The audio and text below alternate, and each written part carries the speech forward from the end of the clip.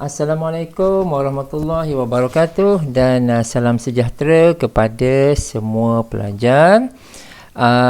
Kita sambung teaching video kita tentang total revenue function ya, hasil ya. So kita telah pun membincangkan mengenai cost function. Now kita sambung kepada total revenue function. Jadi kita lihat sebentar, kita punya rumus yang akan melibatkan revenue function adalah seperti berikut. Ada 3 juga.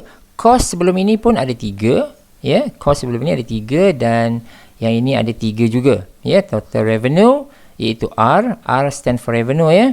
R sama dengan PQ. So hasil darab P dan Q. P itu apa? P itu adalah dia punya price dia. Q itu adalah quantity dia. Dan average total revenue iaitu R bar. Nampak tak? R bar. Jadi idea dia sama je, iaitu R, Q, ni R bahagi dengan Q.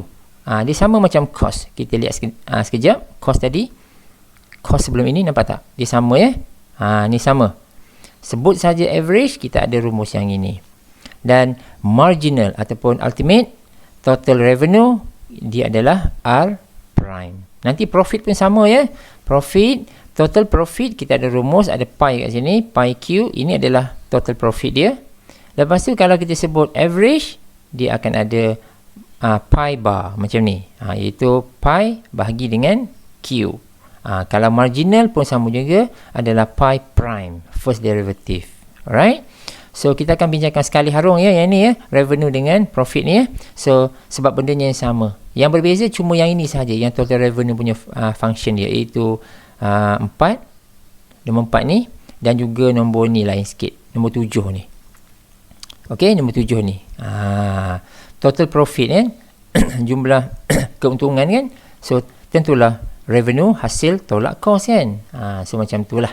Jadi yang lain semua remain the same. Okey. We go quickly to our slide. Yang ini kita ada total revenue function RQ, dan ini adalah istilah yang digunakan. P adalah unit price, Q adalah quantity. Ini adalah rumus dia. Rumus untuk revenue. Sementara untuk average total revenue, kita ada R bar, dan formula dia adalah yang ini ya, R bar sama dengan R over Q. RQ lah ya. RQ adalah yang atas tadi tu, right? Dan seterusnya untuk marginal ataupun ultimate ya, ultimate total revenue function adalah R prime. Okay guys, so ringkas sahaja yang ini. So kita lihat contoh kita. Dia kata the demand function of a product is given by P equal to minus 200Q plus 500. So macam ni lah.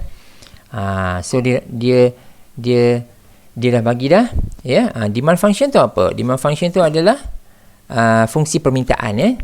Demand, permintaan. So soalan dia adalah what is the total revenue function? Jadi kita terus guna formula, iaitu P darab Q, yang macam sebagaimana yang kamu nampak kat sini ya. So guna sahaja yang ini. Okey, yang ni pertama. Yang kedua, determine the ultimate total revenue function. Ada perkataan ultimate dekat sini, dia merujuk kepada apa? Merujuk kepada R prime. Ya, R prime. Ini adalah keyword-keyword yang kita boleh jumpa di dalam soalan. Jadi how to solve it? Yang A mudah sahaja.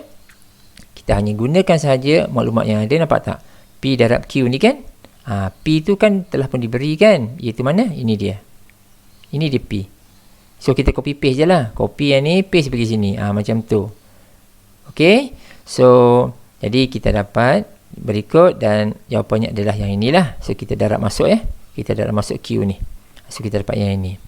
Lepas tu yang ultimate tu adalah R prime ya, R prime. So maknanya hasil daripada RQ di sini tadi, bahagian A tadi, kita akan buat first derivative. So buat sekali sahaja. Jadi kita akan dapat jawapan ini.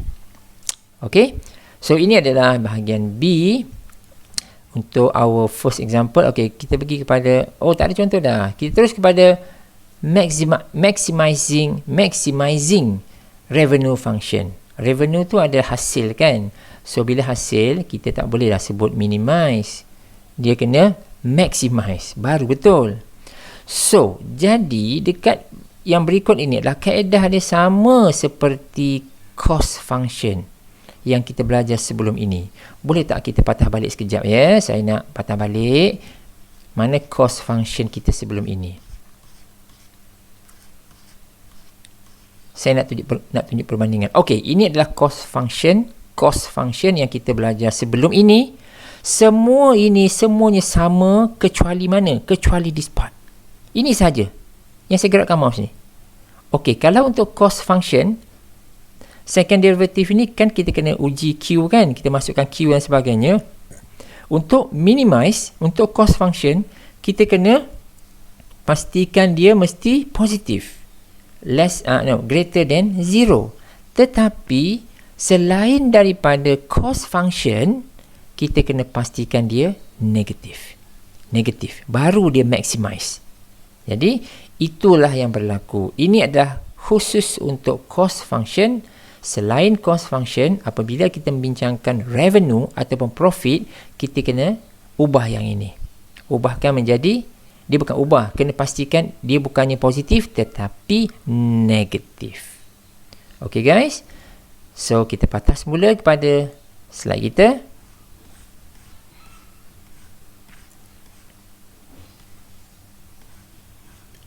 Here we go. Jadi di sini nampak tak? Ini adalah step dia lah.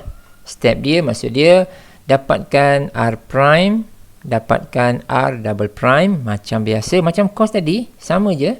Lepas tu dapatkan nilai Q ataupun nilai-nilai Q. Ya. Jadi macam mana kita dapatkan nilai Q? Kita buat R prime equal to 0. Buat saja ini, selesaikan, dapat Q. Lepas tu masukkan nilai Q tersebut ke dalam R double prime. Masukkan je, follow je cara-cara ni. Then, please ensure, pastikan nilai R double prime bila kita masukkan Q tadi tu adalah negatif. Nampak tak ini? Less than 0 kan? Saya buat star kat sini. Kaedah penyelesaian dia adalah sama dengan minimizing the cost function kecuali pada bahagian star ni. Okey, cara dia sama. Itulah cara dia sebenarnya. Kalau kita boleh expert tentang yang cost function, untuk revenue ni tak ada masalah. Okey, ada contoh tak? Okey, tak ada contoh guys. So boleh lihatlah mana-mana contoh di dalam buku ya. Sebab prosedur dia adalah sama. Okey, we go to profit pula yang ini Profit. Ini profit. Jadi secara umum dia kalau kita sebut profit, keuntungan keuntungan tentulah hasil tolak cost, revenue tolak cost. Itu idea dia.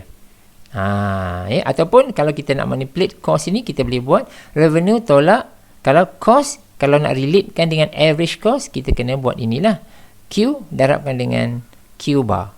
Macam ni, average lah. Ini saya dah bincangkan sebelum ni yang ini. Lepas tu untuk profit, tandaan dia, notation dia adalah, nampak tak ni, pi. Pi ini pi.